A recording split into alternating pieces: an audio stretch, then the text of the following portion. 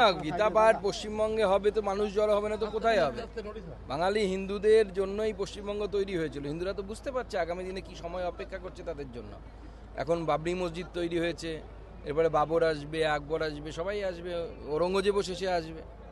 তো তার জন্য হিন্দুদের তৈরি হতে হবে। ঔরঙ্গজেব যদি আসে তো শিবাজিকেও তো তৈরি থাকতে হবে, নাহলে শিবাজি যদি তৈরি না থাকে তাহলে তো মন্দির রক্ষা পাবে না, গোমাতা রক্ষা পাবে না, হিন্দু ধর্মশাস্ত্র হিন্দু মহিলাকেও রক্ষা পাবে না। বারবার একটা কথা বলা হচ্ছে, পৃথিবীতে যখন অধর্মের বারবারান্ত হয় তখন ভগবান দূত হিসেবে আসেন।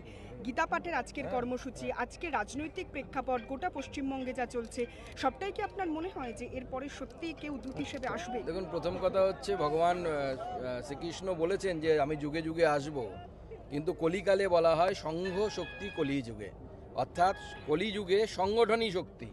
কোনো ব্যক্তি এসে এখানে উদ্ধার করবে না, এখানে সকলকে একত্রিত হয়ে কাজ করতে হবে, যেটা শ্রী চৈতন্য মহাপ্রভু দেখিয়ে গেছেন। সংকীর্তন, নাম সংকীর্তনের মধ্য দিয়ে জনগণকে জোড়ায় এবং সেই জনগণের মধ্যে দিয়ে পরিবর্তন আনা। 26-এর নির্বাচনের আগে গীতা পাঠ হচ্ছে একদিকে। দেখুন, নির্বাচনের সাথে গীতা পাঠের কোনো ডাইরেক্ট সম্পর্ক নেই। গীতা পাঠ হিন্দুদের প্রোগ্রাম, রাজনীতির মতো থাকবে। গীতা তো শাশ্বত। কিন্তু রাজনীতিটাকে কোথাও গিয়ে তো পরোক্ষভাবে জুড়ে দেওয়া হচ্ছে। দেখুন, ভারতবর্ষের চিন্তাধারায় রাজনীতি তো ধর্মের বাইরে যাওয়া সম্ভব নয়।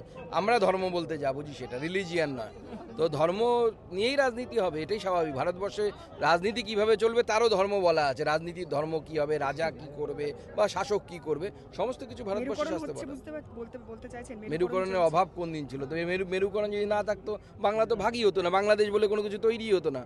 আমরা নাচতাম একই বৃন্তে দুইটি কুসুম, ইউনিস সাহেব আর মমতা হাত ধরে ধরে নাচানাচি করতেন। তো বলছি, গতকাল যে আস্ফালন দেখলাম, একদম প্রায় ভোট ভাগ করে এই সিট আমাদের, বাকি সিট নিয়ে তৃণমূল বিজেপি লড়ুক, মানে গণতন্ত্রে কি এভাবে অঙ্কে বাঁধা যায়? একজন যেভাবে হিন্দুদের উপর আগামী দিনে যে বিপদ আসছে, সেই বিপদের কিছু একটা প্রতিচ্ছবি বা প্রতিধ্বনি বলা ভালো আমরা কালকে দেখতে পেয়েছি। এবং যেটা চলেছে পরিষ্কার বোঝা যাচ্ছে যে হিন্দু ভোটদেরকে ভাগ করার চক্রান্ত এবং মুসলিম ভোটকে এক করার চক্রান্ত চলছে। আর যেটা হচ্ছে তার জন্য দায়ী হচ্ছে মমতা বন্দ্যোপাধ্যায় এই ধরনের ফ্যানাটিক শক্তিকে, সাম্প্রদায়িক শক্তিকে বরাবর তাকে তোল্লা দিয়েছে, তোল্লা দিয়ে এইভাবে উপরে তুলেছে। 26-এর ভোটে কি কোনো প্রভাব পড়বে? কার? গীতা পাঠ